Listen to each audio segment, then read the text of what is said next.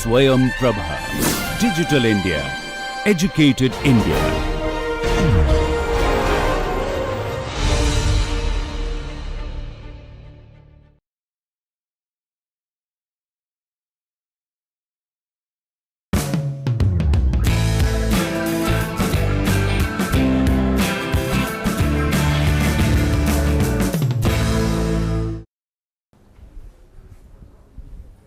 So, we are still looking at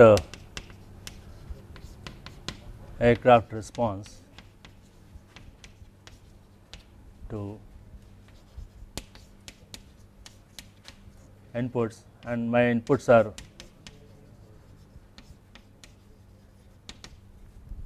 atmospheric inputs, right. The last class we looked at the plunging motion of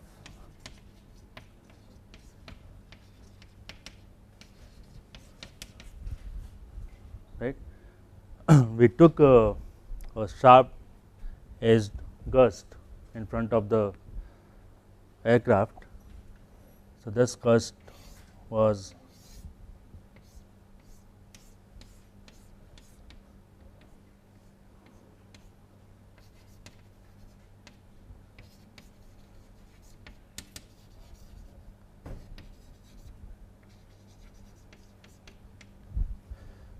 called sharp edged gust.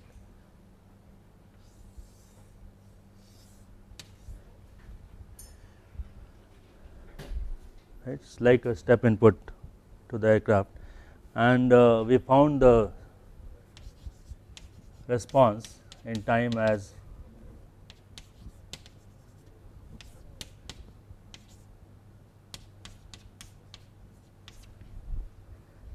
this, right.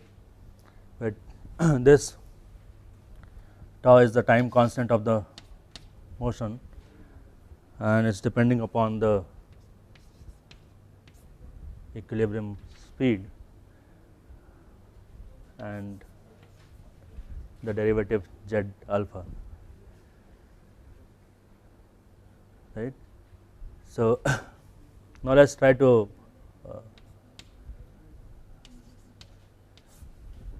write this down in terms of aircraft other parameters. Cz alpha q s over m, right. And this Cz alpha is nothing but minus of Cl alpha. The way we define the axis, z is in the downward direction and left is in the upward direction. So, what we get is m u naught over Cl alpha half rho u naught squared into S,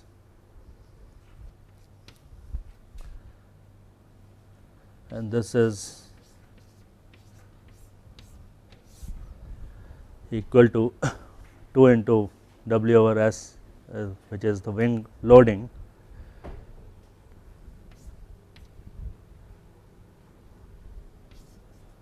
over Cl alpha rho u naught into G.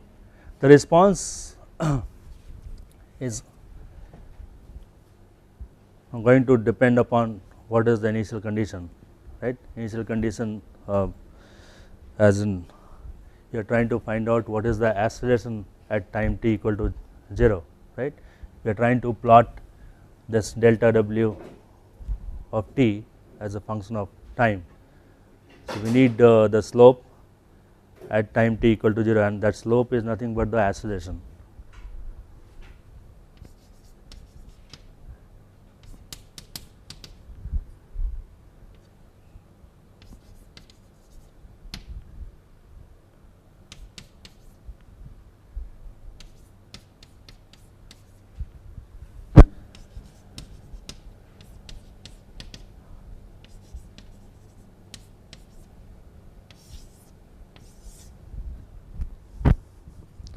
this is the slope of the response at time t equal to 0, right, which is also the acceleration, right. So, let us try to get some numbers for two different aircraft.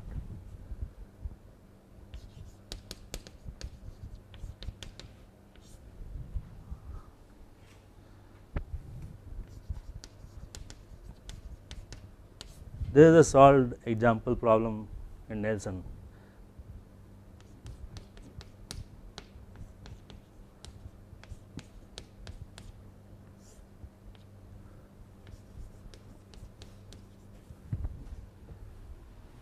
Nelson's book.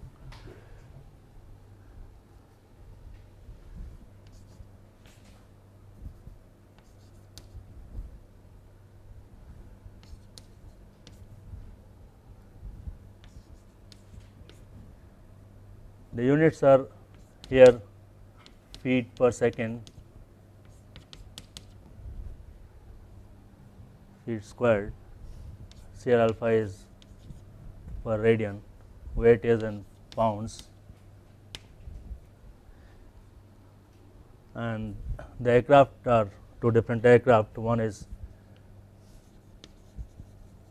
general aviation small airplane, and the other one is jet transport.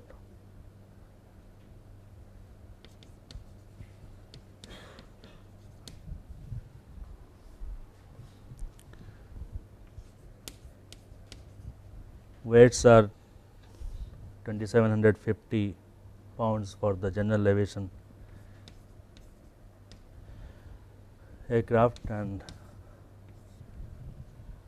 126,000 pounds for the jet transport. Speeds here are different. One case is 125, the other case is 225 feet per second, and the wing platform area in the first case is 184 square feet and the other case is 2000 square feet.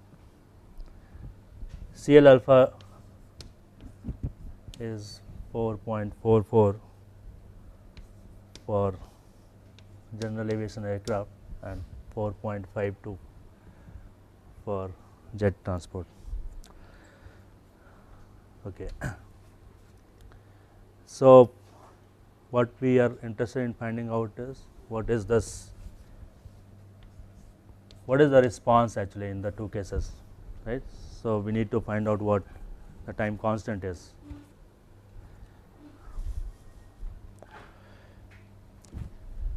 Now, everything you know here from the data that is given there. Okay. So, aircraft A and B, so you know everything from here, right. So, you can find out what the time constant is. In one case it is 0.7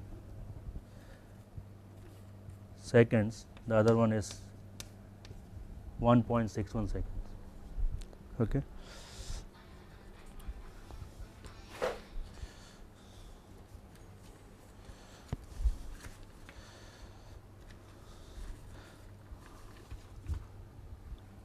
You also need to find out what is the acceleration at time t equal to 0, right. That is the maximum acceleration that you have, and it is going to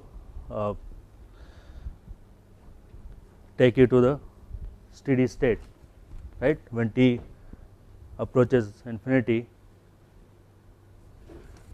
delta w, value of delta w is going to be a constant,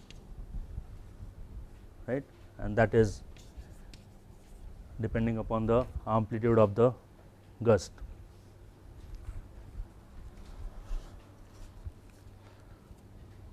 So, clearly whatever amplitude of the gust may be, the acceleration at time t equal to 0 is inversely proportional to this time constant.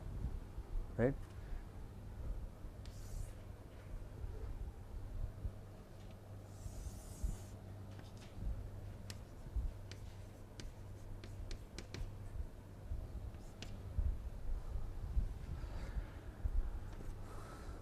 So, time constant for the general aviation airplane is lower, right. So, this slope or the acceleration is larger, right, is not it?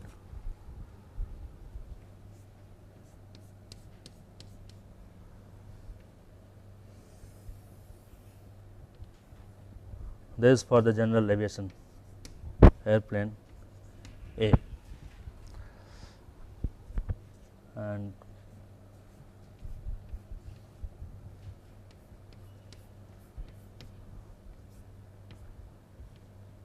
for the airplane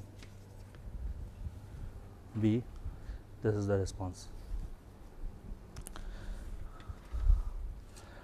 Okay, now we will also discuss about other profiles, right. You can have different wind profiles of this vertical gust, and they could be periodic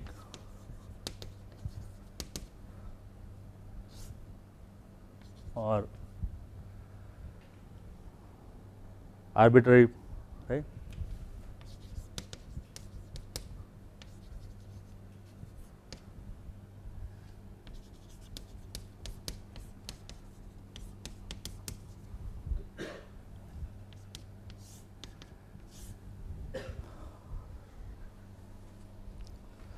So, you can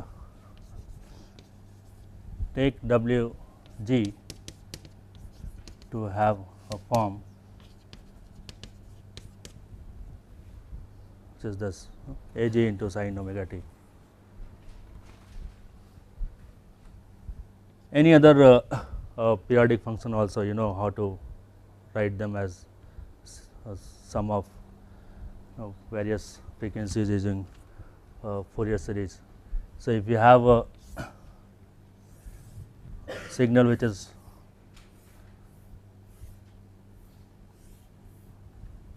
looking like this, that also you can write as sum of harmonic series.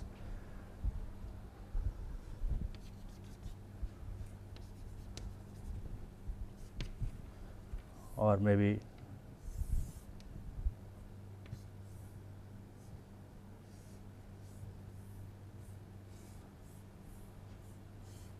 right, but of course you are not going to see such profiles, right. Wind can have any arbitrary profile and can look completely different from what you are seeing there.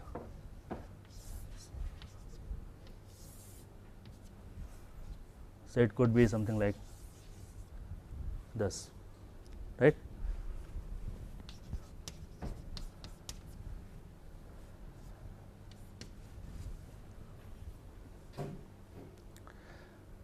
But still deterministic, right. There is a deterministic profile. We know what is the amplitude at any particular time, right. So, these are non-periodic profiles. What about aperiodic profile? You could have periodic functions when time period is large is going to infinity, right.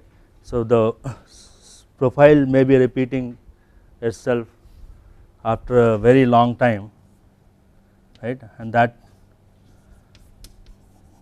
can fall into this category, right, a periodic profile.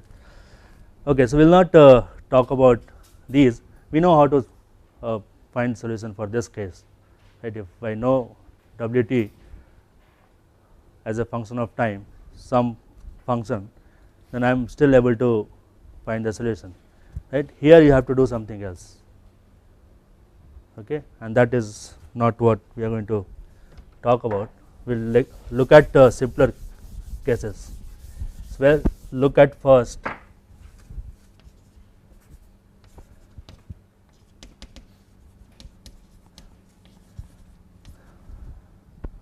aircraft response to sinusoidal gust.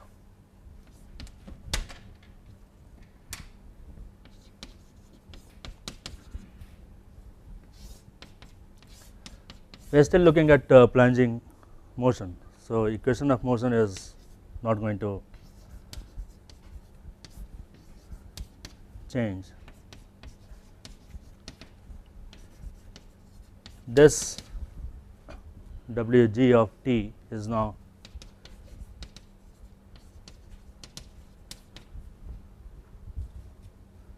right. So, let us look at how this profile looks like.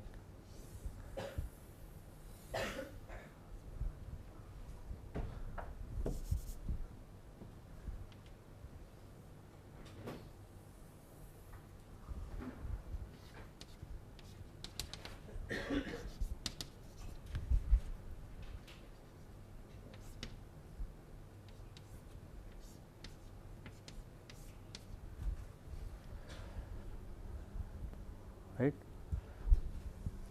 This frequency is 2 pi over the time period. You can use Laplace technique to find solution for this also, but here is much simpler. No, to know you can also write down the solution directly, and that is something like this.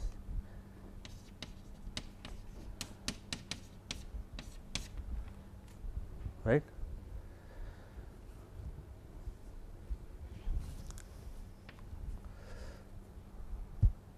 Let us try to plug this general form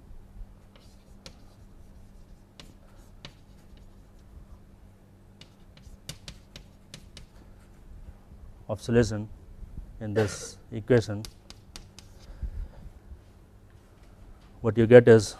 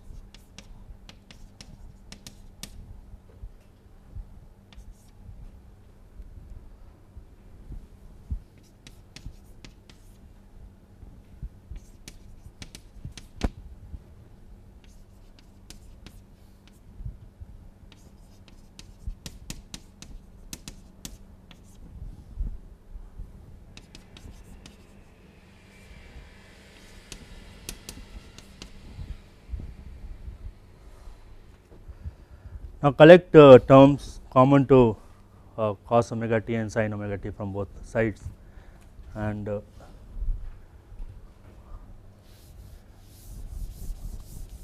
what you have is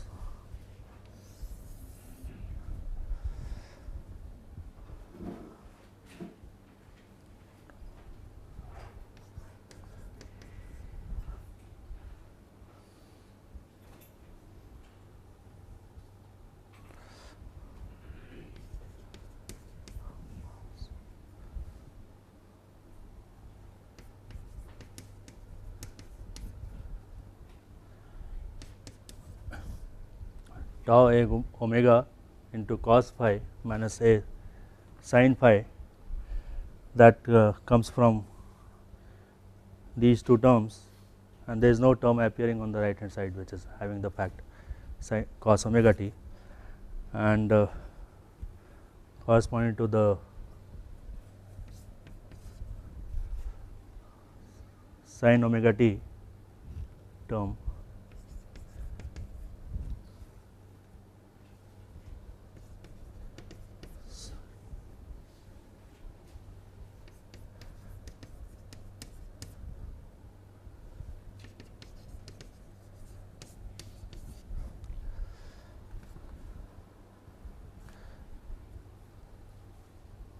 this gives me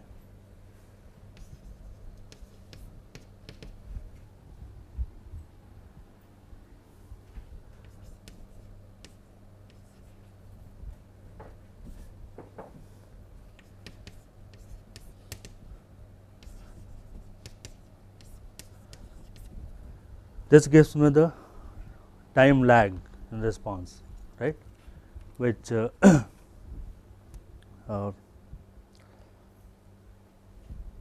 is coming here, right.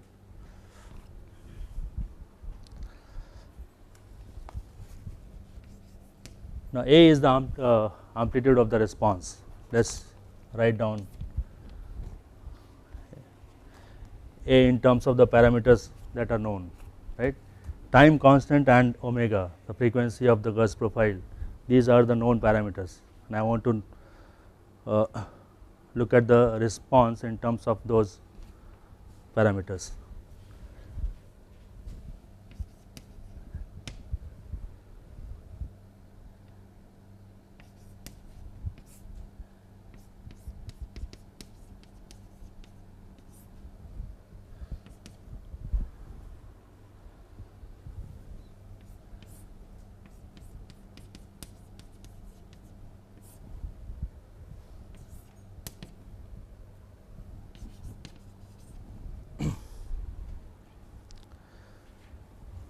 So, what A is?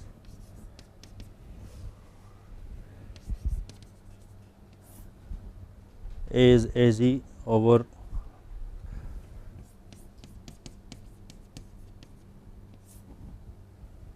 right.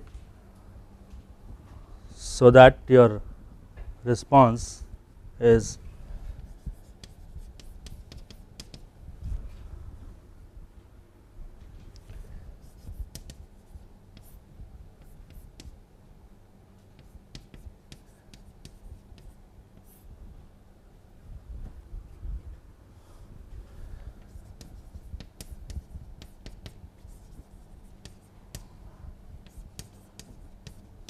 this.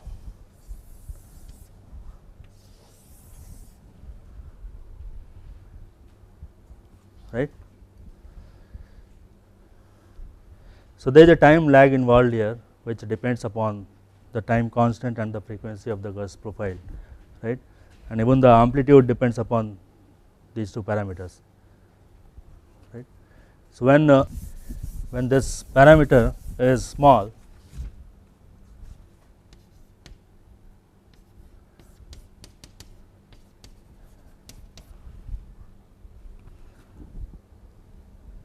right, when this parameter is small, what is happening?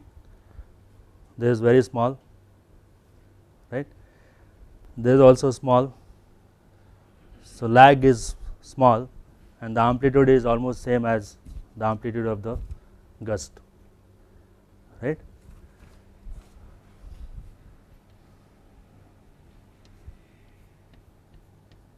It is very close.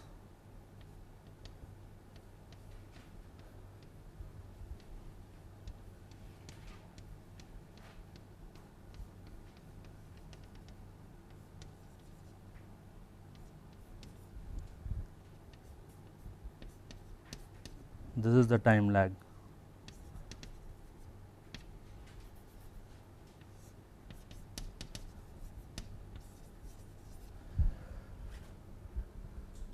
Right, so closely following the amplitude of the gust profile with a small time lag.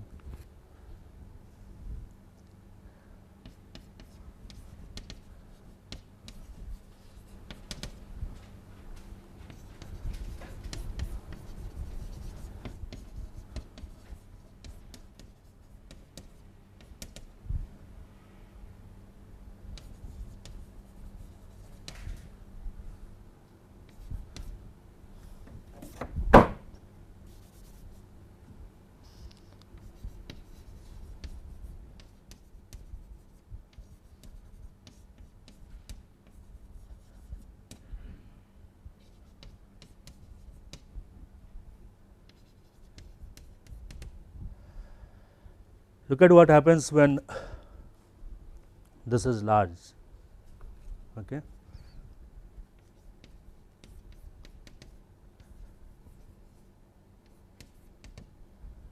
When this is large,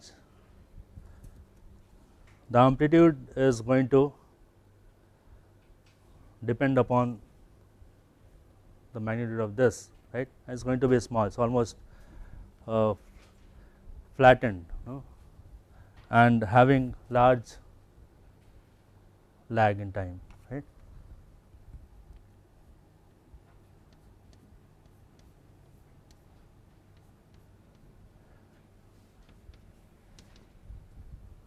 Okay, let's say this omega is fixed and we have control over this time constant, right. Time constant is what we have control over. Time constant is related directly to the wing loading, isn't it. So, if you go by that argument, then this quantity is going to be large for airplanes having large wing loading, right, and the amplitude of response is going to be flattened, right? Less amplitude as compared to the wind profile.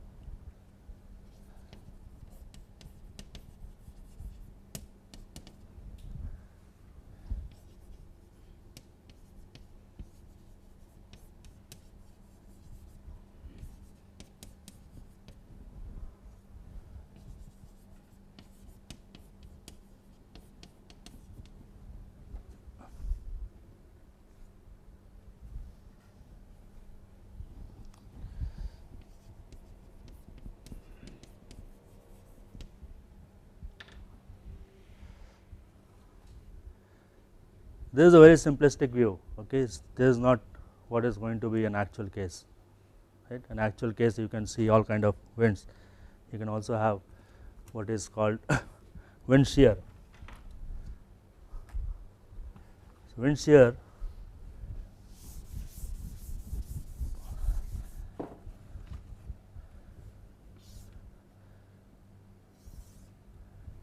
so I am plotting here one profile. Okay, shear is is having a gradient, right, with respect to the distance, right. So, if you want to look at one such profile, let us say we are looking at UG and is with respect to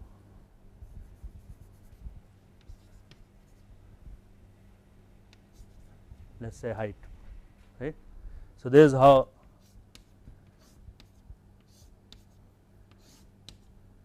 the horizontal wind is changing with height.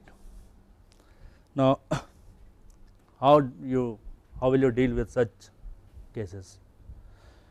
So, UG is somewhat like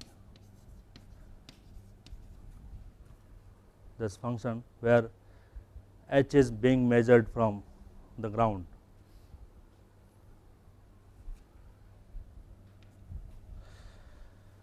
Now, how do you include this part in the aircraft equations of motion if you want to see the effect of this on the aircraft behavior?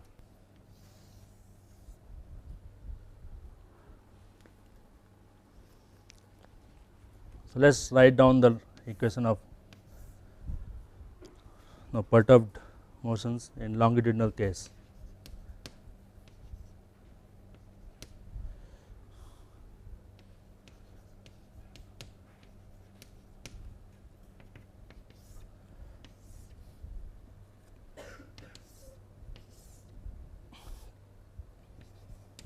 So, this is our original A matrix in the longitudinal motion.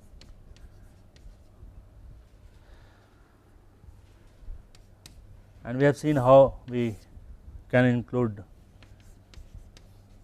the gust. So, I am dropping here the control inputs, looking directly at the gust input.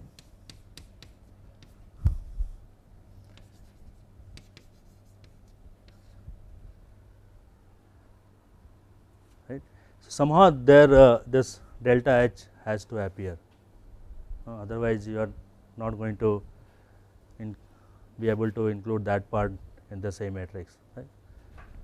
Anything which goes into the A matrix is going to change the dynamic behavior. Right. So, let us try to.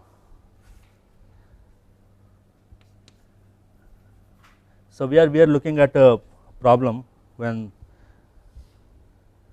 aircraft is on an approach to land, right, and then this gust is encountered, this wind shear, not really gust, this wind shear profile is encountered. Right. So, it is coming to the altitude is going to go down, right. So, we can write the linearized change in altitude as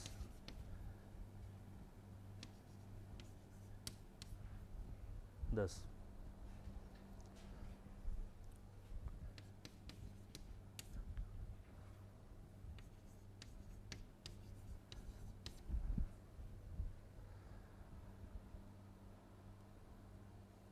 So, you include this equation also in this model, right, because now is this set of equation is coupled with this equation. Why is that? Because you have these two terms appearing here now, right, delta alpha and delta theta. So, you can do you can either write this delta W dot in terms of delta alpha dot, or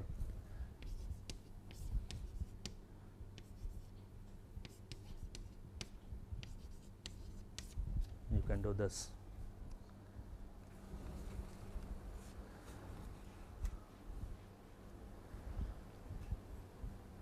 So, let us try to include this gust or the wind shear through this equation, try to take that into the same matrix, and then we can look at the eigenvalues.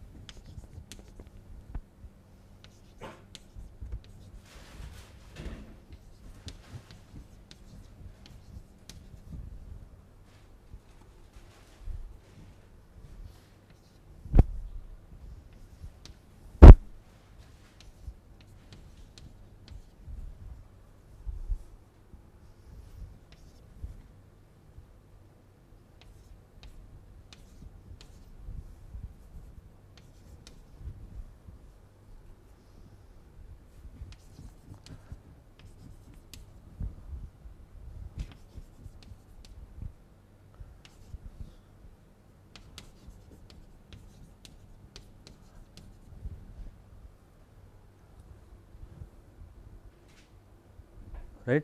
So, uj is du over dh into this delta h, right, that is how we have defined this wind shear.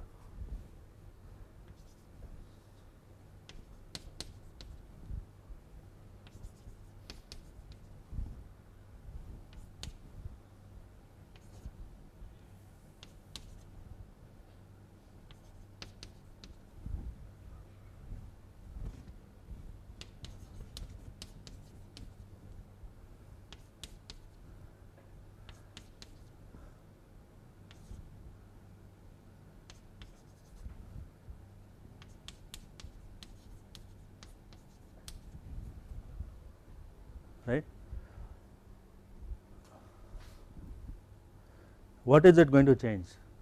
Now you have one more equation, right? So you are expecting one more eigenvalue.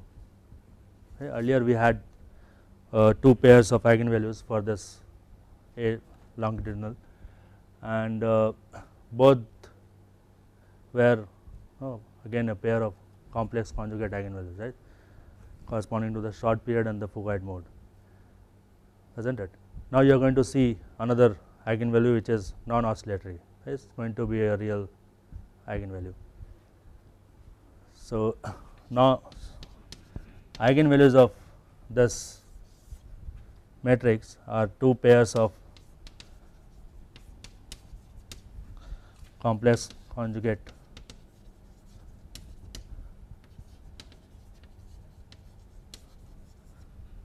eigenvalues and one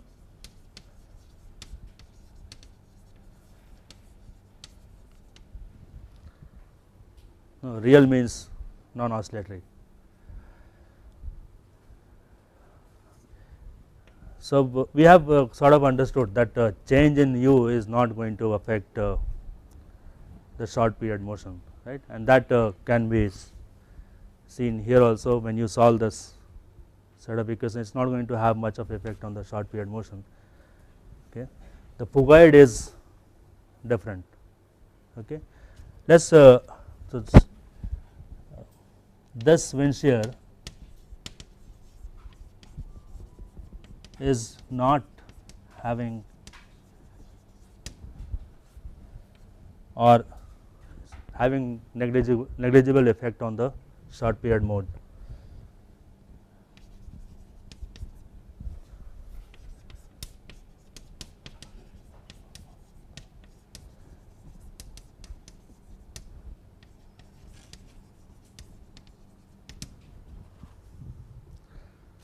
But it will have an effect on the Fugite motion, and if you want to plot how Fugite mode eigenvalues are moving in the complex plane when you change this gradient, then what you get is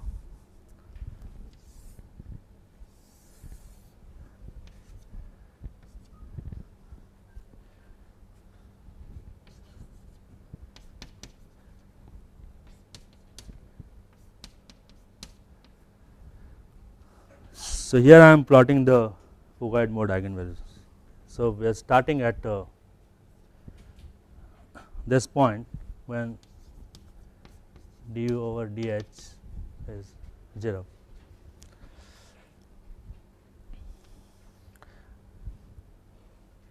When you start changing this gradient, the pairs, this pair of eigenvalues will start moving, and it becomes real at this point, and you want to know what is the magnitude of the gradient at this point. It is lying on the imaginary axis, 0.186 per second, right, and this is for airplane B.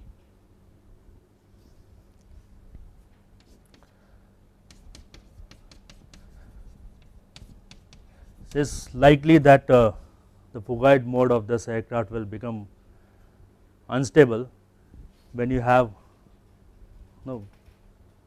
this gradient having large value, and you do not want this to happen, right. When you are close to the ground, you are on an approach to land, right, you do not want this to happen. So this is for the aircraft which has higher CL alpha and higher wing loading,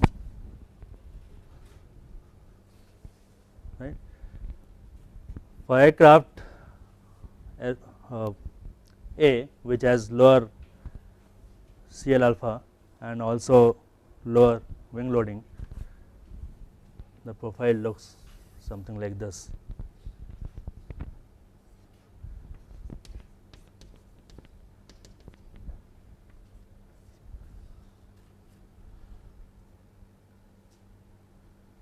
So,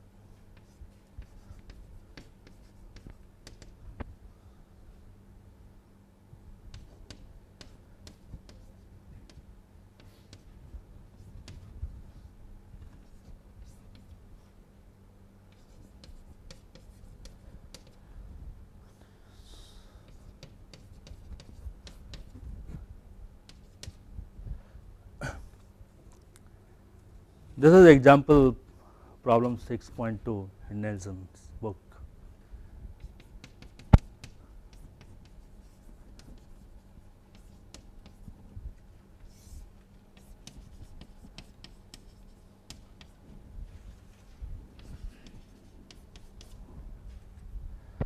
Right.